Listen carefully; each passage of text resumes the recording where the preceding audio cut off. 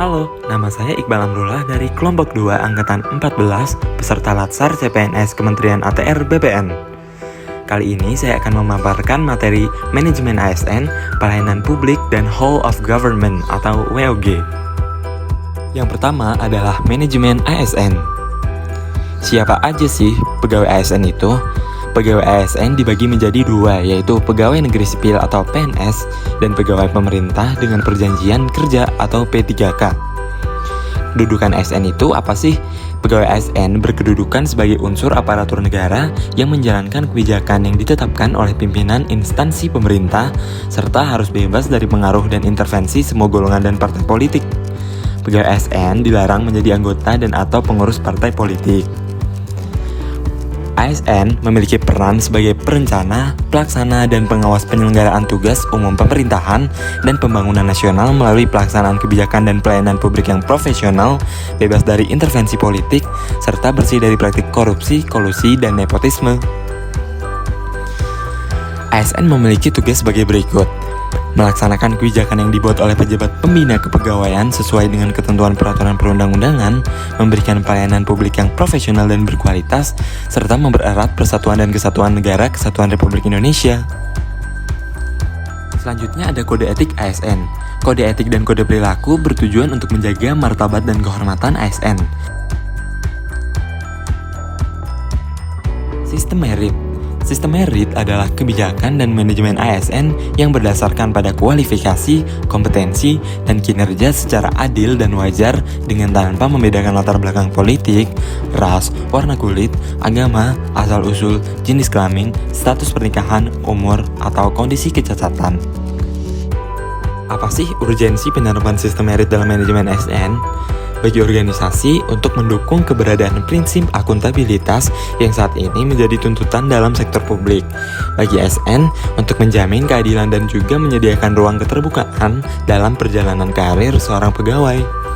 Prinsip sistem merit itu ada 3, yaitu keadilan dan kewajaran, objektif, serta berbasis kinerja.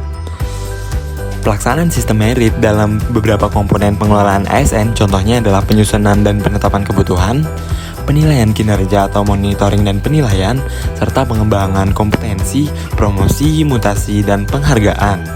Selanjutnya, mekanisme pengelolaan ASN itu dibagi menjadi 4, yaitu manajemen PNS, manajemen P3K, pengelolaan JPT, serta organisasi dan sistem informasi.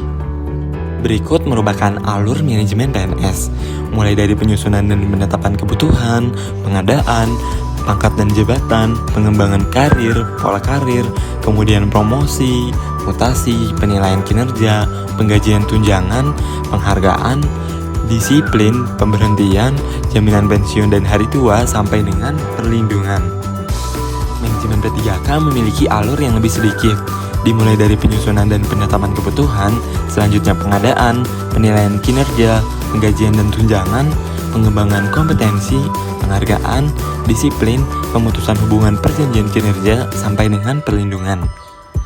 Kemudian dalam pengelolaan jabatan pimpinan tinggi atau JPT itu terdiri dari pengisian JPT, pengisian JPT di instansi pusat dan daerah, penggantian pejabat pimpinan tinggi, pengawasan dalam proses pengisian JPT, sampai dengan pegawai ASN yang menjadi pejabat.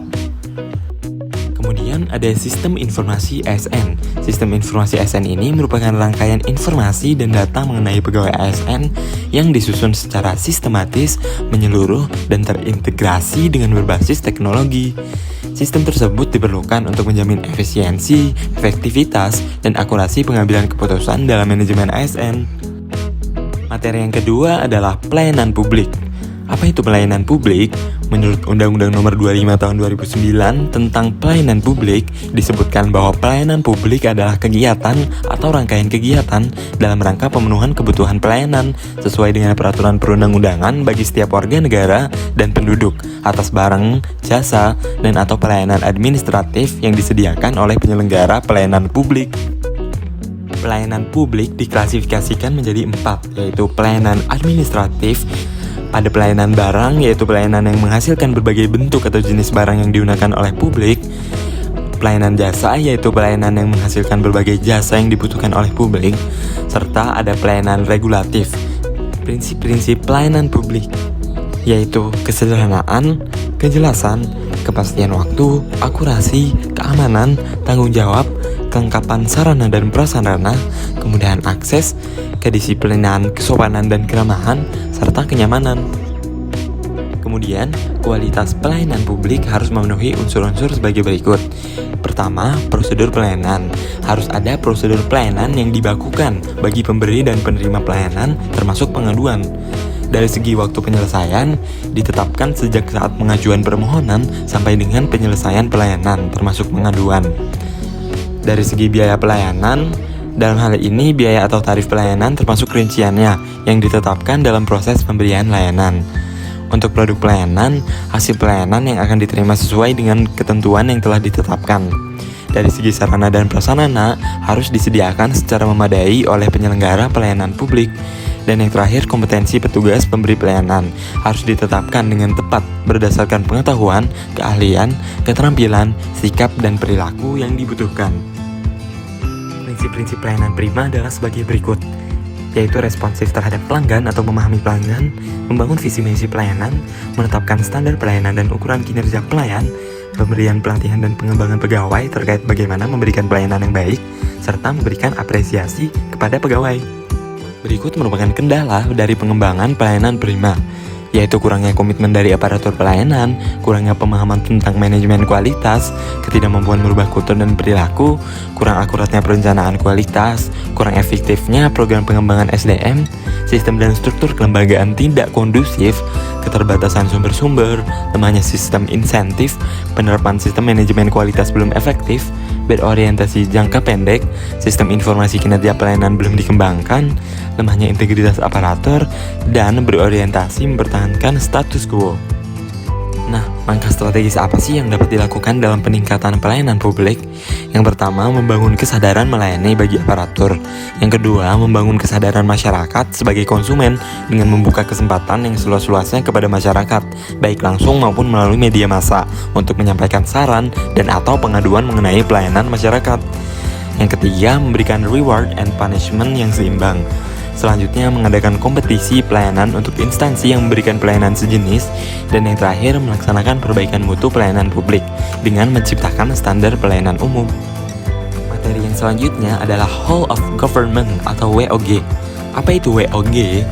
WOG adalah sebuah pendekatan penyelenggaraan pemerintahan yang menyatukan upaya-upaya kolaboratif pemerintahan dari keseluruhan sektor dalam ruang lingkup koordinasi yang lebih luas guna mencapai tujuan-tujuan pembangunan kebijakan, manajemen program, dan pelayanan publik.